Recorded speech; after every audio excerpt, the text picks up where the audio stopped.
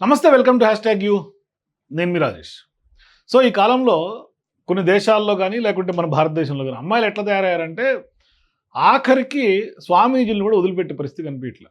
అంటే ఇది ఇది అందరు అమ్మాయిలకి అన్వయించుకోకండి, కొందరికి మాత్రమే. అంటే కొంతమంది ఆలోచనల తీరుతోటి ఈ విధంగా మారుతూ ఉన్నారు. అంటే కొంత కల్చర్ మారుతోంది, సంస్కృతి సాంప్రదాయాలకు తిరోధకాలు ఇస్తూ ఉన్నారు. మరొక విషయం ఏంటంటే స్వామీజీలకు కూడా అమ్మాయిలతోటి కష్టాలు తప్పట్ల. ఇప్పుడు ఇది 100 కోట్ల స్కామ్, ఒక సెక్స్ స్కాండిల్. ఇది ఎక్కడో కాదు, థాయిలాండ్లో. కానీ ఇప్పుడు మీరు థాయిలాండ్ అంటేనే దానికి అడ్డా కదా, మరి ఇప్పుడు అక్కడ ఏంటి మ్యాటర్ కొత్తగా ఏముంది అని అనుకోవచ్చు. కానీ నిజంగా సన్యాసం తీసుకొని వాళ్ళ బౌద్ధ గురువులుగా ఉన్నటువంటి వాళ్ళు ఒక రకంగా చెప్పాలంటే వాళ్ళందరూ కూడా సంసార జీవితాన్ని వద్దనుకుని వదిలేసుకున్నారు. ఉప్పు కారానికి దూరంగా ఉన్నటువంటి వాళ్ళు మమకారాన్ని కూడా కాదనుకున్నారు. వాళ్ళందరూ కూడా ఒంటికి వేరే దుస్తులు, అంటే కాషాయ బట్టలు కాకుండా కొంత వాళ్ళ డ్రెస్సింగ్ సెన్స్ కూడా ఆ బౌద్ధ గురువులకు డిఫరెంట్గా ఉంటుంది. మరి అటువంటి వాళ్ళు వాళ్ళ బతుకేదో వాళ్ళు బతుకుతూ ఉంటే, ఇప్పుడు వాళ్ళందరూ కూడా దేవుడి సేవలో తరిస్తూ ఉంటే సంసారం వద్దని, సన్యాసం ముద్దని వాళ్ళ జీవనం కొనసాగిస్తున్నారు. కానీ అలాంటి వారిని కూడా ఇవాళ వాళ్ళ జీవితాలకు జ్యోతిలక్ష్మిలాగా ఈ మహాతల్లి ఎంట్రీ ఇచ్చింది.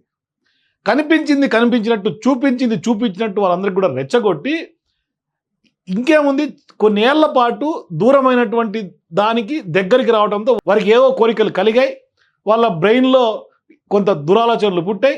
ఇక్కడే ఒక థ్రిల్లర్ సినిమాని కల్పించేలాగా ట్విస్ట్ తెర మీదకి వచ్చింది. ఏంటంటే బౌద్ధ సన్యాసుల్ని లక్ష్యంగా చేసుకుని ఆ యువతి వల విసిరింది, తన చేతులతో చూపులతో రెచ్చగొట్టింది వాళ్ళందరినీ. ఒకరు కాదు, ఇద్దరు కాదు, చాలా మంది, 10ల సంఖ్యలో. సో దీంతో ఇన్నాళ్ళ పాటు స్తబ్దుగా ఉన్నటువంటి పడుకున్నటువంటి మగతనం కాస్త ఒక్కసారిగా లేచి బుసలు కొట్టింది. ఆడతోడు కోసం తహతహలాడింది. వారిలో ఆతృతను పెంచినటువంటి ఆ యువతి అసలు కథ మొదలుపెట్టింది.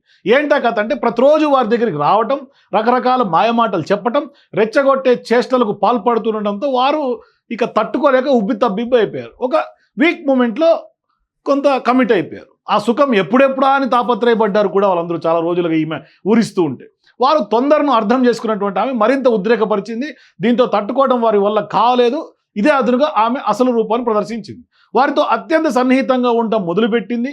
వాటన్నిటినీ వీడియోలు తీసింది, సీక్రెట్ కెమెరాలతో రికార్డ్ చేసింది, ఫోటోలు తీసింది. ఆ తర్వాత వాటిని అందరికీ చూపిస్తామంటూ, బహిరంగంగా రిలీజ్ చేస్తామంటూ బెదిరించడం మొదలుపెట్టింది. ఇలా 9 మంది సన్యాసుల్ని సన్నాసులుగా మార్చేసింది. అంటే వారి బ్రహ్మచర్యం మొత్తం నీరు గారిపోయింది, వారి సాధన మొత్తం పట్టుకోల్పోయింది. దాదాపుగా ఈ స్కామ్ యొక్క విలువ 100 కోట్లు పైగానే, అంటే 102 కోట్లు ఏకంగా వసూలు చేసినట్టుగా కథనాలు వస్తూ ఉన్నాయి.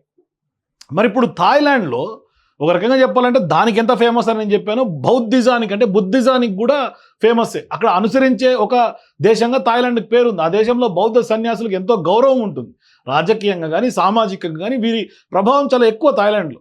అయితే ఇప్పుడు వారి ప్రతిష్ట మసకబారేలాగా కొందరు బౌద్ధ సన్యాసులు ప్రవర్తించడం ఆ దేశాన్ని కుదిపేస్తోంది. లైంగిక దోపిడీ కుంభకోణం బౌద్ధ మతాధికారుల గౌరవాన్ని దిగజార్చింది. వారి భక్తులు, వారికి సంబంధించినటువంటి విశ్వాసాలని, వారిని విశ్వసించే వారు కూడా ఇప్పుడు ఒక రకంగా ప్రశ్నార్థకంలో పడిపోయారు. ఈ వారం థాయిలాండ్ పోలీసులకు ఒక మహిళను అరెస్ట్ చేశారు. కనీసం 11 మంది సన్యాసులతో శారీరక సంబంధం పెట్టుకొని వారి కఠినమైనటువంటి బ్రహ్మచర్యాన్ని దెబ్బతీసిందనే ఆరోపణలపైనే అరెస్ట్ జరిగింది. వారి బలహీన క్షణాలను రహస్యంగా చిత్రీకరించి వారిని బ్లాక్మెయిల్ చేసినట్టుగా ఇప్పుడు ఆరోపణలు పెద్ద ఎత్తున ఎదుర్కొంటోంది. ఈ ఘటన ఇప్పుడు దేశవ్యాప్తంగా ప్రజల నుంచి తీవ్రమైనటువంటి ఆవేశాలకు కారణమైంది. కొన్ని వందల ఏళ్ళు తపోనిష్ఠతో కొనసాగుతున్నటువంటి బౌద్ధ ధర్మానికి మచ్చగా మారిందని వారందరూ ఆరోపిస్తూ ఉన్నారు. అంటే తమకు మఠాలపై గౌరవం పోయిందని ఆ దేశ ప్రజలు ఏకంగా ఇవాళ వాపోతున్నటువంటి పరిస్థితి. మరి సెక్స్ స్కాండిల్ సంచలనంగా మారుతున్నటువంటి నేపథ్యంలో థాయిలాండ్ రాజుగా ఉన్నటువంటి వజ్రలింగో కోర్స్ తన పుట్టినరోజు వేడుకలకు 80 మంది సన్యాసులను ఆహ్వానించకూడదని కూడా నిర్ణయించుకున్నారు. అంటే థాయ్ ప్రజలకు మానసిక నష్టం కలిగించే అనుచితమైనటువంటి ప్రవర్తన చేసినట్లు రాజు వ్యాఖ్యానాలు చేశారు. ప్రస్తుతం ఈ స్కాండిల్లో ఇరుక్కున్నటువంటి బౌద్ధ సన్యాసులను తొలగించారు. థాయిలాండ్ ప్రజల నమ్మకాన్ని తిరిగి పొందేందుకు పెద్ద స్థాయిలో కొంత విచారణ కూడా చేపట్టారు. అయితే ఇది మొత్తం ధర్మానికి సంబంధించిన సమస్య కాదని కొందరు తప్పుడు సన్యాసులు చేసినటువంటి పనిగా మరికొందరు వాదిస్తూ ఉన్నారు. ఈ మొత్తం కుంభకోణానికి కేంద్రంగా ఉన్నటువంటి మహిళా సన్యాసులు తమను రోజుకు 90,000తో షాపింగ్ కూడా చేయించేవారని కూడా చెప్తోంది. మరి సదరు మహిళ ఎవరైతే ఉన్నారో ఈ ఎంత క్రైమ్కి పాల్పడిందో 80,000 ఫోటోలతో బ్లాక్మెయిల్ చేసినట్లు తెలుస్తోంది.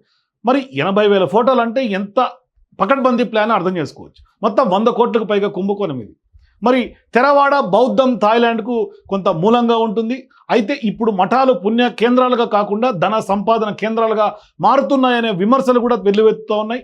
థాయ్ పురుషులు సాంప్రదాయంగా వాస్తవానికి తమ తమ జీవితాల్లో కనీసం ఒక్కసారైనా సన్యాసులుగా నియమితులు అవుతారు.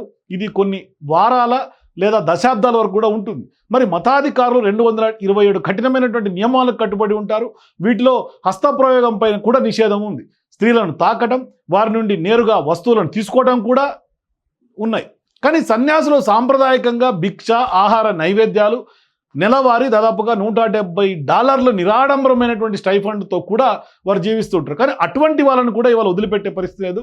ఏకంగా వాళ్ళని ముగ్గులో దించి 80,000 ఫోటోలతో రహస్యంగా చిత్రీకరించి పెద్ద ఎత్తున ఫోటోలు వీడియోలు తీసి వాళ్ళని బ్లాక్మెయిల్ చేసి కోట్లాది రూపాయలు దండుకున్నటువంటి ఘటన ఇది. మహిళలు మహారాణులు అంటుంటాం, కానీ అందరూ మహిళలు మహారాణులు కాదు. ఇటువంటి మహారాణులతో కూడా మనం కొంత జాగ్రత్తగా ఉండాల్సినటువంటి సందర్భం. అది సన్యాసులైనా సన్నాసులైనా ఎవరైనా కూడా కొంత మన లిమిట్స్లో మన జాగ్రత్తల్లో మనం ఖచ్చితంగా ఉండాలి అని ప్రూవ్ చేసినటువంటి థాయిలాండ్ ఘటన ఇది.